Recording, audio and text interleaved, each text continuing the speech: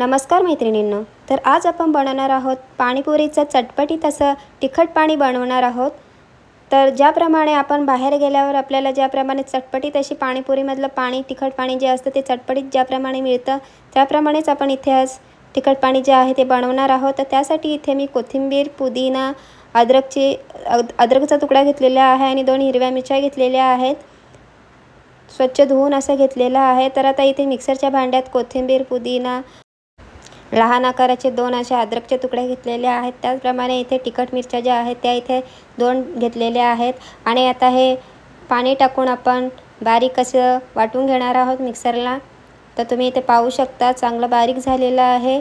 कोथिंबीर आणि पुदिनाची जी पानं होती चांगली बारीक झालेली आहेत। त्यानंतर इथे पाणी टाकून आपण चांगलं असं पातळ असं पाणी करून घेतलेलं आहे। तर इथे तुम्ही पाहू शकता।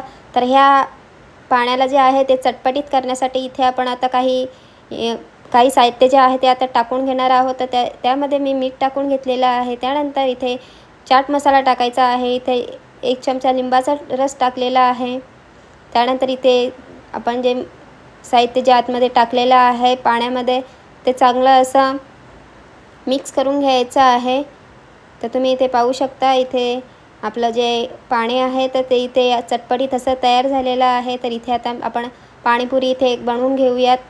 तर इथे पाणीपुरी जी आहे ती इथे घरी बनवलेली आहे। जर का तुम्हाला या पाणीपुरीच्या पुरीची जर का व्हिडिओ हवी असेल तर तुम्ही होममेड फूड रेसिपीज या चॅनलवर जाऊन तुम्ही बघू शकता। पुरीच्या रेसिपीच्या आपण व्हिडिओ चॅनलवर बघू शकता।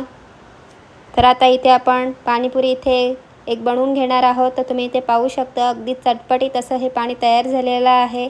तर तुम्हीसुद्धा अशा पद्धतीने पाणीपुरीचे जे चटपटीत तिखट असं पाणी आहे तर तुम्हीसुद्धा घरी एकदा अशा पद्धतीने नक्की एकदा बनवून बघा।